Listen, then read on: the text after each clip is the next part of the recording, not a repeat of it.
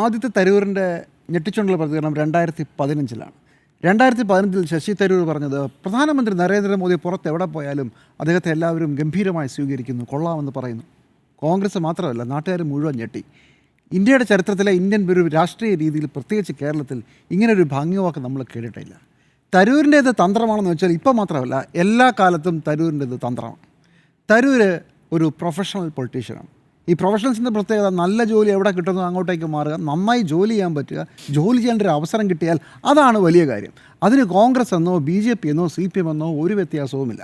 എന്ന് മാത്രമല്ല, ഈ BJP സ്തുതിക്ക് മുമ്പ് ഞാൻ ഉത്തരവാദിത്തോട് പറഞ്ഞു, 2014 ഇടതുമുന്നണിയിലേക്ക് പോയാൽ എങ്ങനെ ഇരിക്കും എൻ്റെ സാധ്യത എന്ന് ഇടതുമുന്നണിയുടെ നേതാക്കളുമായി ചർച്ച ചെയ്ത ആളാണ് ശശി തരൂർ. ഓർമ്മയുണ്ടാവും, അന്ന് വലിയ ശശി തരൂർ മറുകണ്ഠം ചാടുമെന്നൊക്കെയുള്ള വലിയ ചർച്ചകൾ, അഭ്യൂഹങ്ങളൊക്കെ ഉണ്ടായ ഒരു കാലം കൂടിയാണ്. ശശി തരൂരിൻ്റെ ഒരു അവസരം നോക്കൂ. കഴിഞ്ഞ 2 തവണ ശശി തരൂരിനെ തിരുവനന്തപുരത്ത് നിന്നും ജയിപ്പിച്ചത് ഇടതുപക്ഷത്തെ വോട്ടുകൾ കൂടിയാണ്. എങ്ങാനും BJP ജയിക്കുമോ എന്ന ഒരു ആശങ്കയിൽ ശശി തരൂരിന് വേണ്ടിയിട്ട് LDFിലെ ഒരു പ്രധാനപ്പെട്ട അനുഭാവികളുടെ ഒരു വലിയ ബ്ലോക്ക് മറിഞ്ഞിട്ടാണ് തരൂരിനെ വോട്ട് ചെയ്തത്.